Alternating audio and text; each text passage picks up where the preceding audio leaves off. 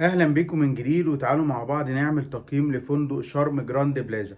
فندق شرم بلازا ناس كتيرة سألتني عنه، وبصراحة يعني لما دورت وسألت لقيت ان الفندق ده حلو جدا جدا جدا، باختلاف في شوية حاجات صغيرة كده نقدر ان احنا نستغنى عنها علشان نتبسط هناك.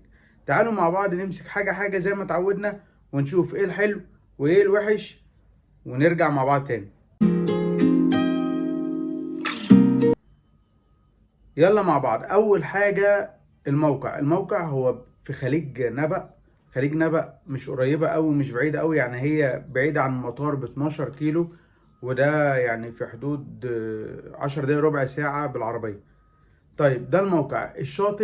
الشاطئ شعاب مرجانية وصخري مش رملي، عشان اللي يروح يبقى عامل حسابه وجايب الحاجات اللي يقدر ينزل بيها البحر، وهو صخري. بس فريق الانيميشن هناك بصراحة هيعوضك عن الموضوع ده. ليه؟ لان فريق الانيميشن حلو جدا، هيبسطك، هتستمتع وانت قاعد على الشاطئ. ده الشاطئ. البسين في 4 بسين كبار، وفي واحد معمول خاص بالاطفال متجهز جنبه على طول كيدز اريا، علشان ولادك يلعبوا وانت تبقى قاعد مطمن، يروحوا يلعبوا في المايه شوية ويطلعوا في كيدز اريا شوية. ودي بصراحة حاجة حلوة وكانت عجباني. احنا كده خلصنا الشاطئ والبسين، تعالوا نروح على الغرف. لقيت فيه كومنتات كتير عليها بصراحة، وناس كتيرة اتكلمت عليها ان هي الغرف قديمة شوية وبعيدة شوية عن الريسبشن، ودول الحاجتين اللي مخليين تقييمها مش قوي.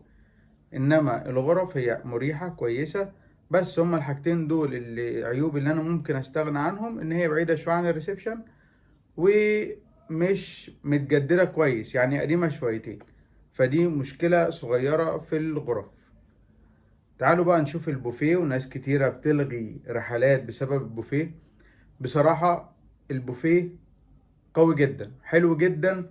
الحاجة الوحيدة اللي سمعتها شكوى صغيرة عن المطعم الإيطالي، الأكل فيه مش متنوع أوي، لكن البوفيه حلو جدا. فيه مطاعم كتير، هتستمتعوا هناك بالأكل.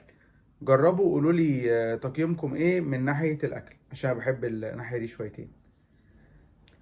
تعالوا بقى اقول لكم عن حاجه عجبتني قوي في الفندق ده. بصراحه الاستاف اللي فيه ذكي جدا، والحركه ديت انا بحبها قوي، علشان هتخليكم تطمنوا للفندق.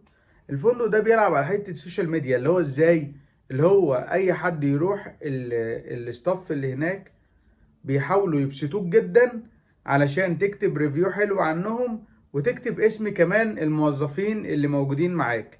يعني واحد يجي لي انا افضل اتكلم معاه كويس واساعده في كل خدماته اللي هو عايزها، وفي الاخر اقول له احنا هنستنى منك تقييمك على جوجل مثلا بمناسبة الفندق. فطبعا انا اضطر اكتب تقييم كويس واكتب اسمك فيه. فانا كده عملت ايه؟ عليت قوي من تقييمه على الانترنت عموما.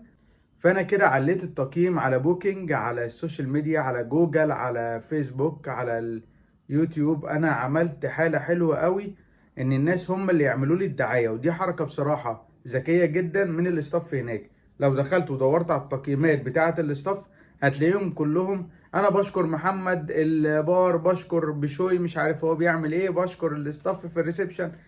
هم كده بيوصلوا للناس ان هم بيأدوا خدمة كويسة جدا لكل العملاء اللي بينزلوا على الفندق ده. فدي حاجة حلوة جدا، شابوه ليهم. الفندق تقييم حلو جدا بالنسبة لي. روح وهتتبسط. يلا استناكم، لو عايزين فنادق جديدة قولولي، وانا بقدر الامكان احاول اجيب لكم الرأي المظبوط. باي باي.